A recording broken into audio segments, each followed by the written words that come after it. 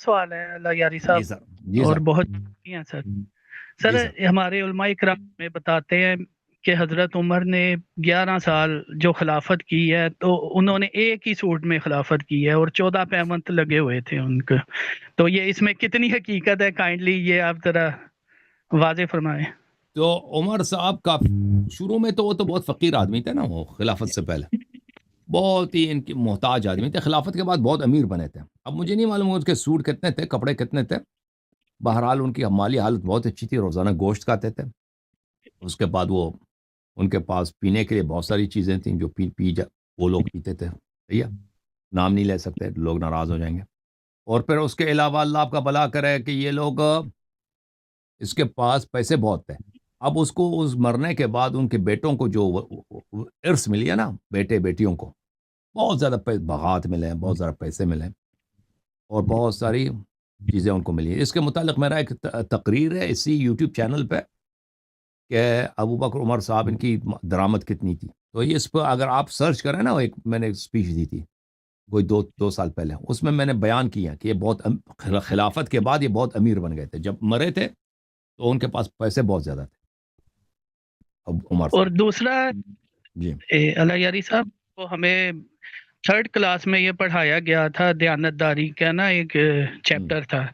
تو حضرت عمر رات کو گشت کرتے تھے، اگر کوئی ضرورت مند ہے اس کی مدد کرتے تھے، اور ایک عورت دودھ میں پانی ملا رہی تھی تو وہ دروازے کے پیچھے کھڑے سن رہے تھے. تو اس طرح کے معاملات ہیں جو ہم. یہ حقیقت تو میں میرا ہے ایک یا یہ صرف مناظرہ ہوا تھا نا ابھی عقد ام کلثوم سلام اللہ علیہ پر، ایک مولوی صاحب ادھر آئے تھے، غلام مصطفیٰ نوری صاحب. آپ نے وہ مناظرہ دیکھا ہے؟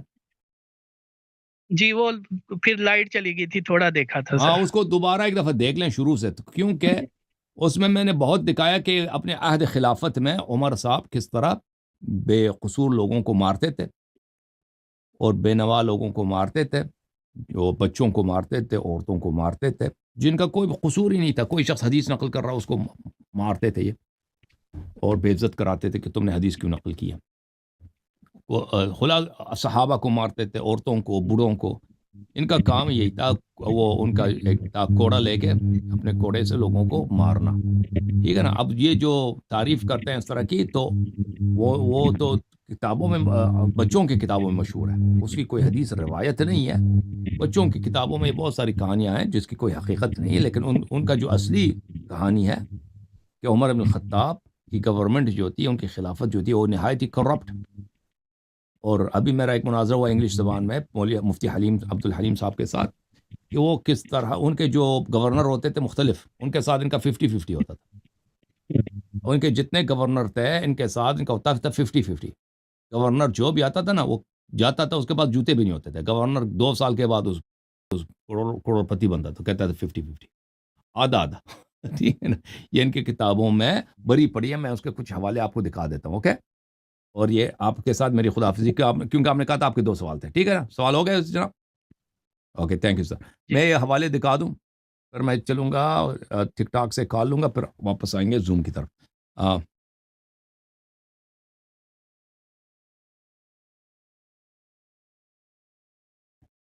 عمر بن الخطاب اپنے گورنروں سے، ہاں، ان کے گورنر بھی سب صحابہ تھے. اس طرح نہیں تھے کہ وہ معمولی لوگ تھے. ان کے گورنر جتنے تھے صحابی تھے، اور ان گورنر یہ اتنے کرپٹ تھے کہ خود عمر بھی کرپٹ تھے. تو ان سے آدھا مال لیتے تھے ان کا. یہ معرفت الرجال ہے یحییٰ بن معین کی، یہاں پر صفحہ نمبر 43 ہے، حدیث نمبر 32 ہے. ابن ابی کثیر سے روایت ہے، استعمل ابن عمر بن الخطاب هؤلاء الرہط.